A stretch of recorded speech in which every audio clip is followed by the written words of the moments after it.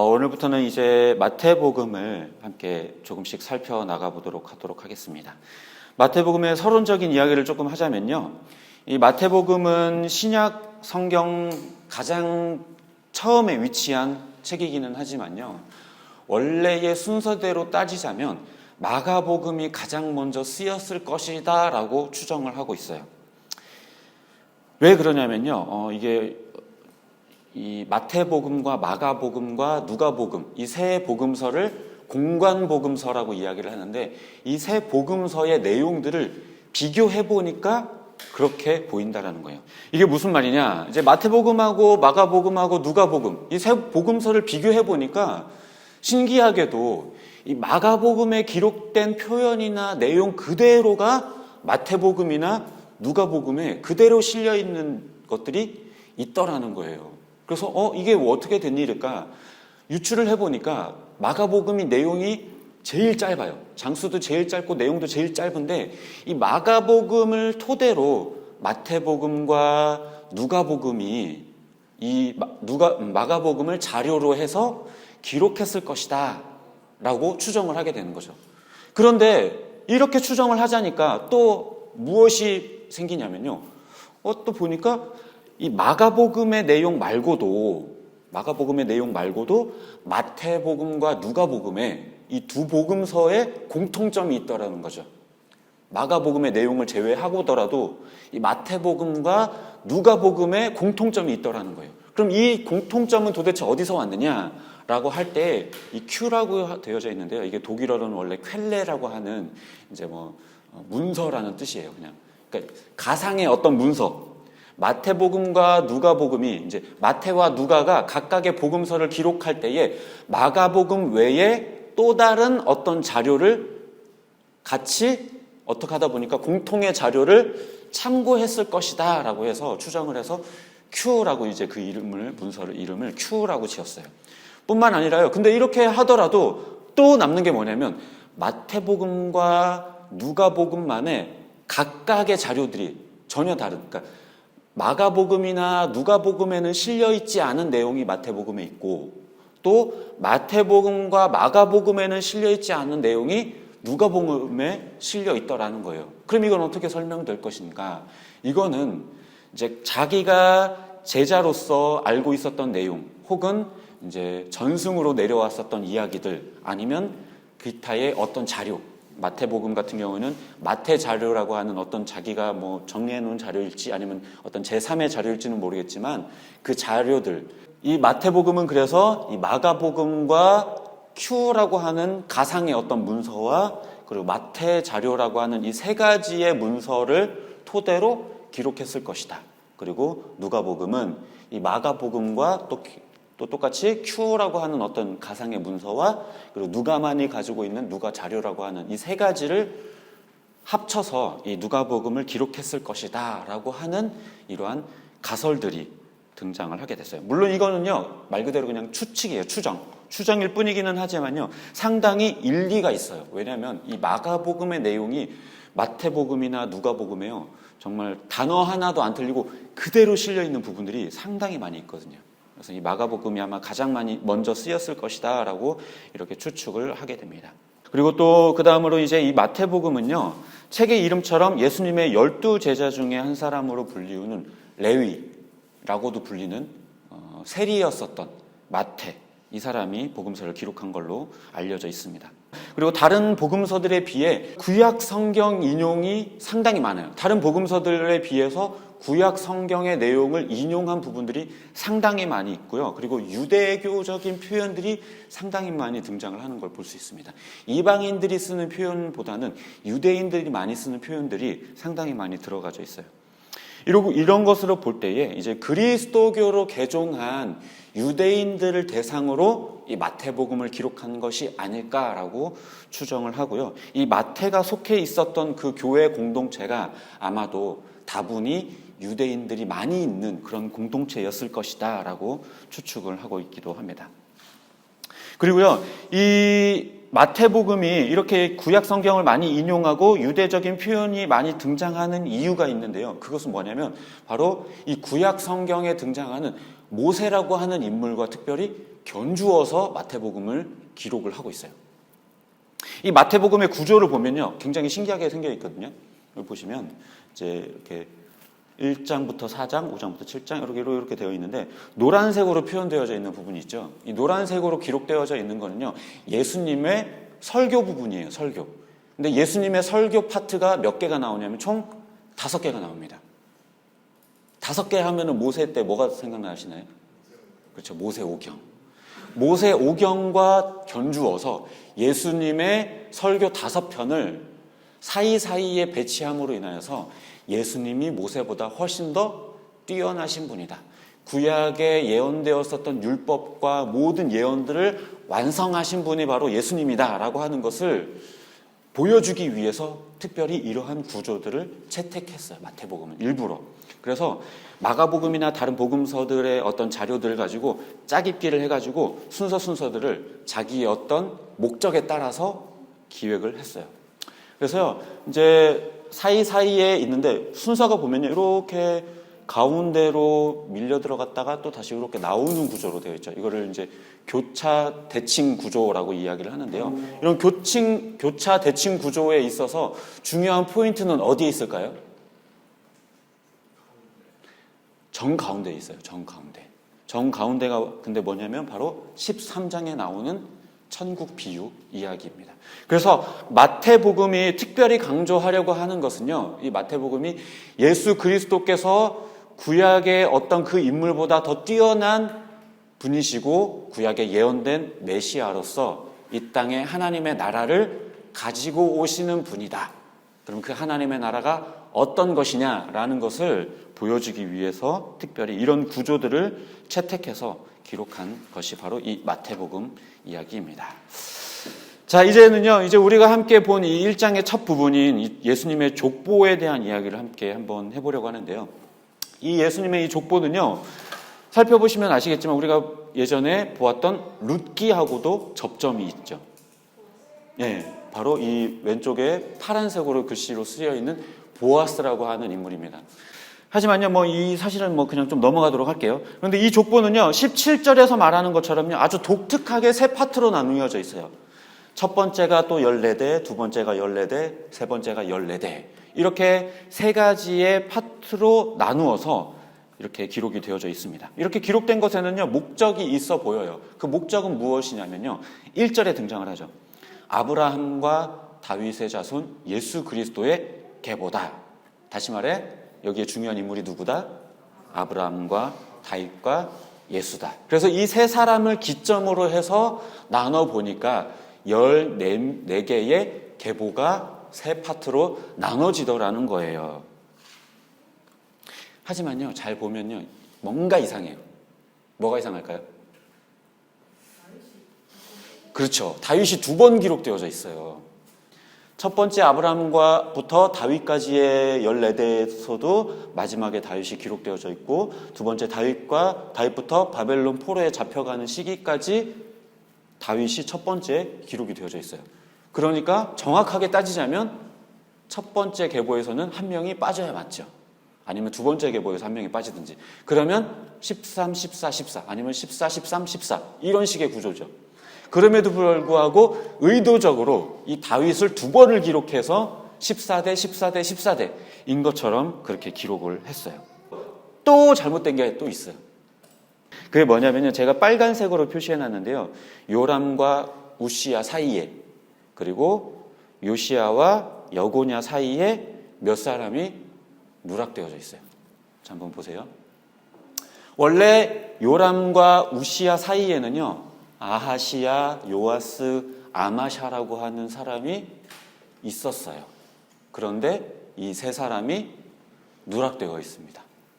그리고요, 이 요시야라고 하는 사람과 여고냐라고 하는 사람 사이에도 여기 여호아스와 여호야김이 생략되어져 있어요. 자, 그러면은 14대, 14대, 14대는 안 맞죠. 안 맞죠. 맞을 수가 없어요. 그럼 왜 이렇게 편집을 했을까? 사실 정확한 이유는 알 수 없지만 추측하기로는 마태가 정보를 수집하는 과정 가운데에 뭔가 좀 오류가 발생을 했거나 아니면 조금 더 기억하기 쉽게 하기 위해서 일부러 편집했을 수도 있었을 거예요. 아마도.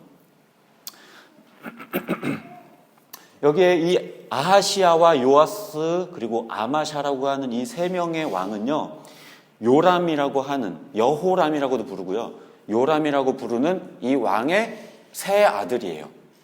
그리고 그 왕권으로 따지자면 이렇게 순서대로 이렇게 갔었던 인물들이고요. 그리고 여호아하스와 여호야김이라고 하는 인물도 원래는 요시아의 두 아들이었는데 순서대로 여호아하스와 여호야김의 순서대로 이렇게 왕권을 쥐기는 합니다. 물론 그리고 또 저기에서 첫 번째 요람과 아하시아와 요아스, 아마샤, 우시야 요 사이에 한 명의 왕이 더 있기는 해요. 그 왕이 누구냐면요, 아하시아와 요아스 사이에 아달랴라고 하는 여자 여왕이 있었어요. 그 사람이 누구냐면 바로 요람의 아내예요. 요람의 아내. 요람의 아내인데 이 사람이 누구냐? 북이스라엘의 가장 악했던 왕 아합의 딸이에요. 아합의 딸. 우상 숭배자였던 아합의 딸. 그 사람이 요람과 결혼을 했는데 이제 아하시아 이후에 아달랴가 왕권을 짊어지고 자기가 이제 패권을 휘두르기도 했었죠. 아무튼 그거는 뭐 별다른 얘기지만 아무튼 이렇게 총 5명의 족보가 생략되어 있는 거죠. 그리고요, 이 족보에는요, 또 한 가지 특이한 게 하나 있어요. 일반적인 족보하고는 다른 게 있는데 그게 뭐냐면요, 바로 여성들의 이름이 등장을 하고 있다는 거예요. 제가 빨간색으로 기록을 해놨는데요. 다말, 라합, 룻, 바세바, 마리아라고 하는 이 5명의 여성의 이름이 족보에 실려져 있습니다. 원래는요, 족보에 여성의 이름을 기록하지 않아요. 이 당시 시대에는 여성을 숫자도 세지도 않고요, 이름도 잘 기록하지도 않고요. 그렇기 때문에 이 여성의 이름이 이 유대인들의 아주 중요한 이 왕의 족보에 등장한다라는 건요, 상당히 의아한, 좀 있을 수 없는, 당시 사회의 이런 문화로 따진다면요, 있을 수 없는 일이에요. 게다가요, 이 5명의 여성은요, 이 마리아를 제외하고는 다들 그렇게 배경이 좋은 사람들이 아니에요. 이 5명을 한번 살펴보면요, 첫 번째 다말. 이 다말은 누굴까요? 원래 유다의 며느리였어요. 며느리. 유다의 아내가 아니라 유다의 며느리였어요. 원래는. 이 유다에게는요, 엘과 오난과 셀라라고 하는 3명의 아들이 있었는데요, 이 엘이라고 하는 첫 번째 장자하고 결혼했던 사람이 바로 이 다말이었어요. 그런데 이 엘이라고 하는 사람이 하나님 보시기에 너무 악해서 하나님이 죽여버렸어요. 그러자 수혼 제도에 따라서 이 둘째 되는 오난과 결혼을 시켰는데 이 오난이 이제 땅에 그냥 설정을 해버려서 하나님이 악하다 해가지고 죽여버렸어요. 그래서 이제 셋째인 셀라만 남았는데 유다가 덜컥 겁이 났죠. 이제 세 아들 중에 딱 하나 남았는데 얘하고 결혼시켰다가 이 다말이 우리 집안을 아주 씨를 다 말려 죽이겠다 생각해가지고, 우리 셀라가 아직 어리니까 너 친정에 가 있으면 셀라가 다 크면 내가 부를게, 이렇게 얘기를 했는데 어떻게 해요? 네, 그 약속을 유다가 지키지 않았어요. 그래서 그 다음 이야기는 다 아시죠?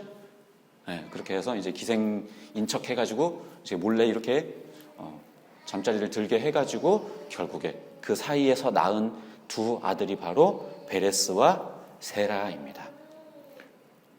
그래서 이 베레스와 세라를 낳은 이 다말, 유다와 다말이라고 하는 역사는 상당히 창피하고 지저분하고 더럽고 부끄러운 족보의 이름인 거죠, 사실은. 그리고 그 다음으로 등장하는 사람은요, 바로 라합이라고 하는 인물입니다. 라합은 누굴까요? 기생이었어요. 어디에? 여리고성의 기생이었어요. 그런데 이 사람이 잘한 건 뭐였냐면, 이제 여호수아 때에 정탐꾼을 여리고성에 보내게 되는데 그때 그 정탐꾼들을 이제 라합이 숨겨줬어요. 숨겨주고 나서 나중에 이 성이 멸망할 때 나를 살려달라 해서 이 라합을 살려주게 되고, 그가 이제 살몬이라고 하는 사람과 결혼을 해서 누구를 낳게 됐냐? 바로 보아스를 낳게 돼요. 네, 보아스를 낳게 되었습니다. 그래서 이 라합은 가나안 여리고성의 기생이었죠. 그러고 이제 그 다음으로 등장하는 사람은 누구냐? 바로 우리가 잘 알고 있는 룻이라고 하는 인물이죠. 이 룻이라고 하는 인물은요, 원래 모압이라고 하는 이방 땅의 여인이었고요, 말론의 아내였습니다. 하지만 이 말론이 죽게 되면서 이제 보아스와 혼인을 하게 되는 여인이죠. 원래는요, 이 모압 여인은요, 유대인이 될 수가 없어요. 그 당시에 어떤 그 유대교의 그 전통상으로서는 절대 받아들일 수 없는데, 그럼에도 불구하고 그렇게 됐어요. 그리고 하나님께서 율법적으로도 절대 이방 여인과 결혼하지 말라고 엄히 경고하셨는데도 불구하고 결혼을 하게 됐죠. 이런 점을 볼 때 이 룻이라고 하는 인물 역시도 이스라엘의 그런 어떤 정통성을 따진다고 볼 때에는 이 룻이라고 하는 인물이 끼어드는 게 상당히 좀 그렇게 좋은 일만은 아닐 수 있죠. 그 다음은요, 우리야의 아내라고 기록되어져 있는 바로 밧세바라고 하는 인물입니다. 이 밧세바는 누구죠? 바로 우리야의 아내죠. 원래는 우리야의 아내였는데 다윗이 이 여인을 탐내서 목욕하고 있는 걸 보고 있다가 탐내서 데려다가 자기 아내로 삼았어요. 그러면서 다윗이 이 일을 덮기 위해서 어떻게 했죠? 죽이기 전에는 어떻게 했냐면 우리야로 하여금, 야, 너 오늘 휴가 줄 테니까 집에 가서 자. 아내랑 잠 자고 좀 편히 쉬어. 근데 이 우리야가 아닙니다. 나라를 위해서 저는 절대 그럴 수 없습니다. 이러면서 집에도 안 들어가고 막 이러는 거예요. 그래서 막 이제 어떻게 해야 되나 고민하다가 다윗이 결국에 전쟁에 가장 앞서서 나가게 해서 결국에 전쟁통에 죽게 만들었죠.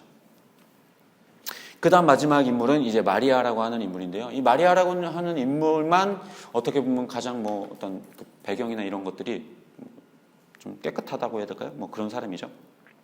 예수님을 처녀 때 잉태해서 이제 출산한 이 마리아인데요.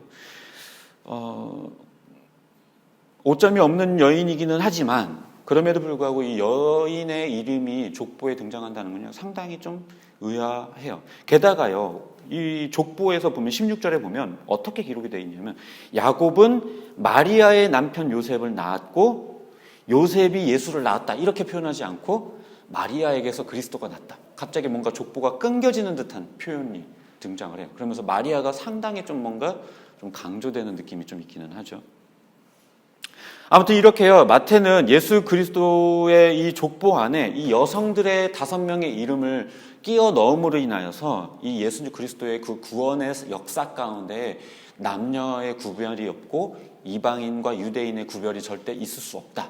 그 누구든지 하나님이 계획하신 그 구원 사역 가운데 누구든지 들어올 수 있다라는 것을 이것을 통해서 보여주고 있습니다.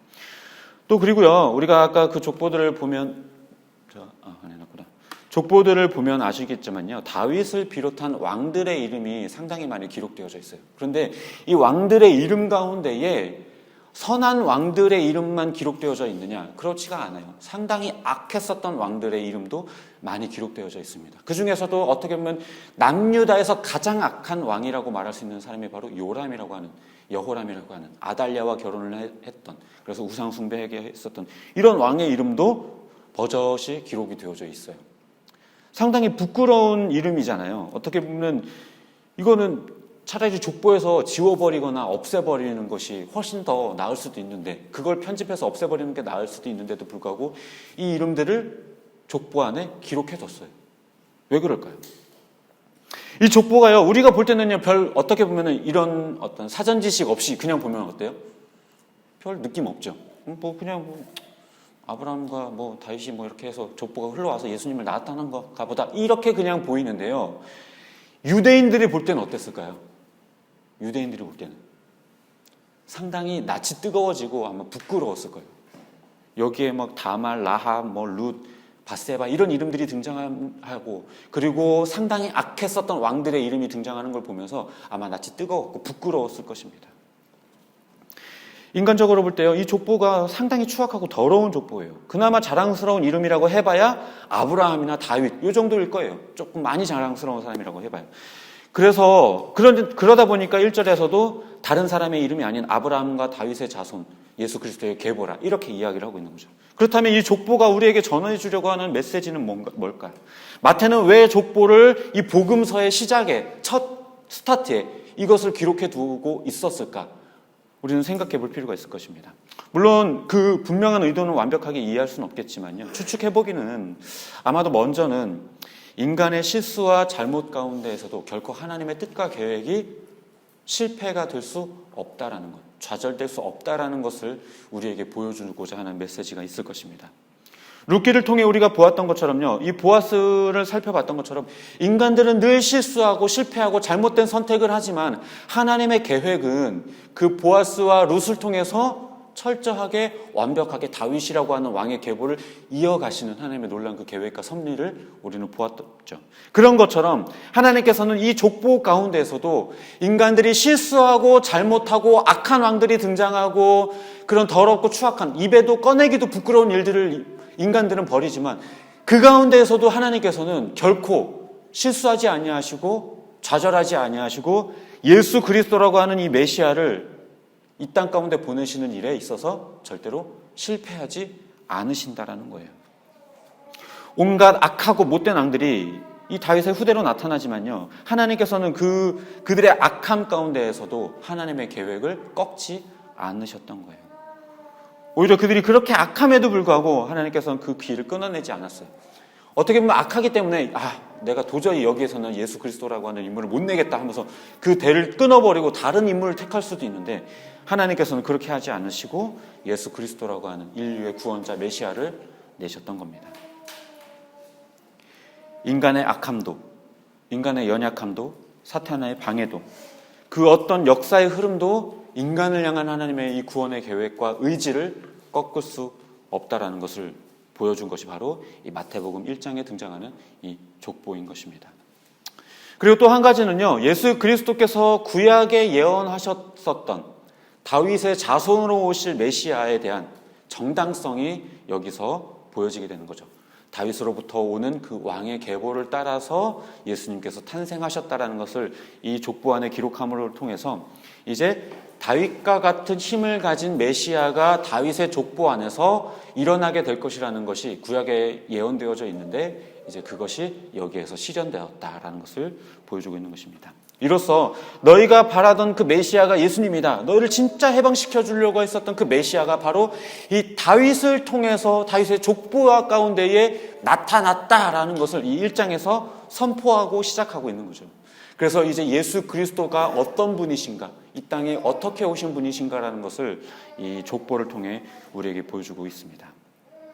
결론적으로 정리를 해보자면요, 이 마태복음은요, 이 마태가 이 족보를 통해 보여주고자 했었던 것은 죄인된 인간들의 모습과 완벽한 계획을 가지고 계신 하나님의 이 두 가지의 모습을 대비해서 보여주고자 했었던 거예요.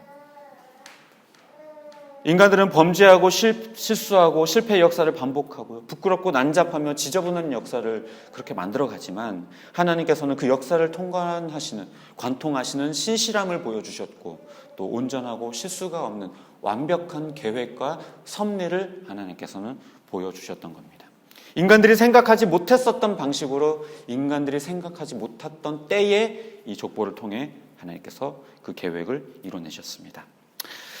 이제 말씀을 정리하도록 하겠습니다. 우리는요, 오늘도 범죄하고요, 오늘도 우리는 실수하고 실패하죠.